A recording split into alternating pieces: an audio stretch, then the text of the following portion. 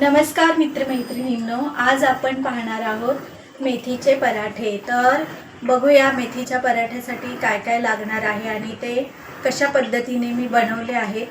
Video शेवटपर्यंत पहा। जर व्हिडिओ आवडला तर लाईक्स आणि सबस्क्राइब करा आणि कमेंट्स करायला विसरू नका। तर चला बघूया आपण। ही बघा मेथी आज मी स्वच्छ धुवून घेतलेली आहे, निवडून स्वच्छ 3-4 पाण्याने धुवून चाळणीमध्ये बघा, चाळणीमध्ये निथळत ठेवलेले आहे। पूर्णपणे पाणी तिचं निथळलेलं आहे।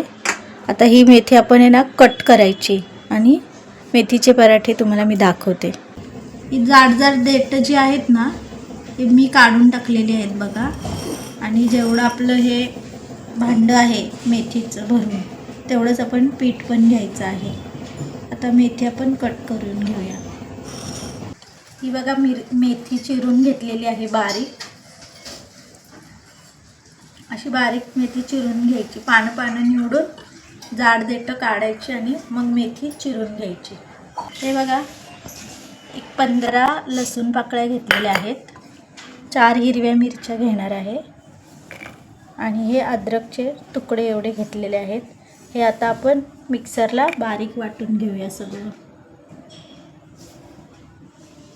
जेवढी मेथी आपण मोजून घेतलेली या भांड्याने तेवढंच पीठ मी मापून घेतलेलं आहे आणि आता ते पीठ मी ह्यामध्ये ओतून घेते।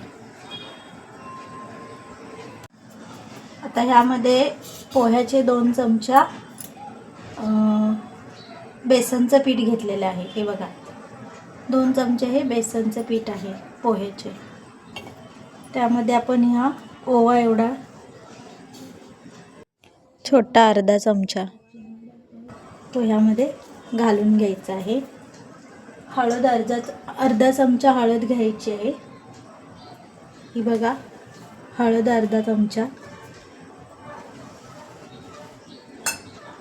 आणि जे आपण बारीक वाटलेलं होतं ना हिरवी मिरची ती ह्यात घ्यायची आहे।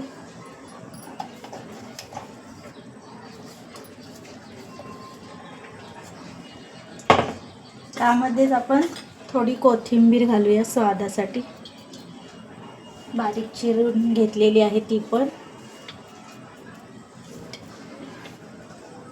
त्यामध्ये 1 चमचा लाल तिखटाने काय होतं पराठा अजून छान लागतो। 1 चमचा घेतलेला आहे आपण।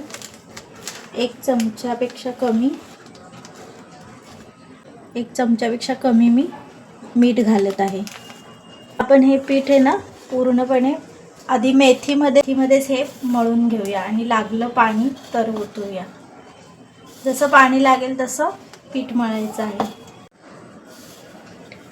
आता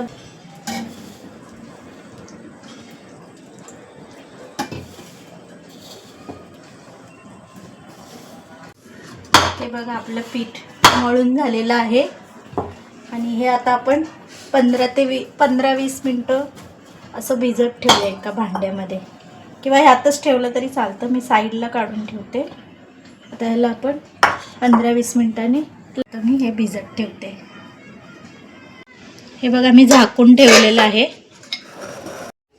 15 मिनिटे झालेली आहे आणि आता मी बघा छोटे छोटे गोळे करून घेतलेले आहेत। आता ह्याला आपण लाटायला घेऊया। लाटताना नेहमी कोरड्या पिठामध्ये डीप करून घ्यायचा गोळा।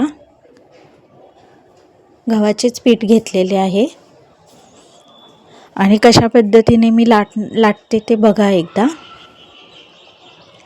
कडेने आपलं लाटणं जे आहे ते कडेने फिरलं पाहिजे, नाहीतर कडेला मग जाड राहतं। ते बघा गोल गोल असं फिरवता आलं पाहिजे। जसं लागेल ना तसं सुक्कं पीठ लावून घ्या आणि मग लाटा।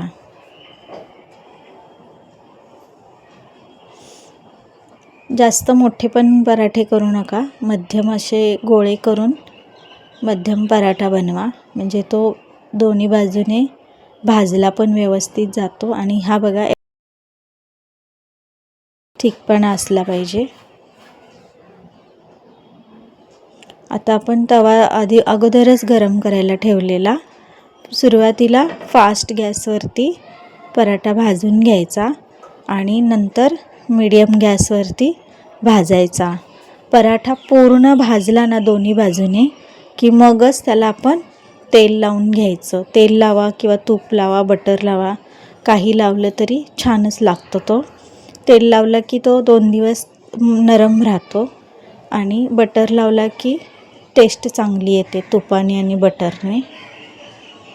जर प्रवासात न्यायचं असेल तर तुम्ही तेल लावा, म्हणजे तो छान राहतो 2 दिवस, नरम राहतो एकदम. बटरने थोडं कडकपणा येतो त्याला. घरी खायचं असेल गरम गरम तर बटर लावू शकता तुम्ही. हा बघा पराठा तयार झाला आहे. सॉस बरोबर खाऊ शकता. Bye bye.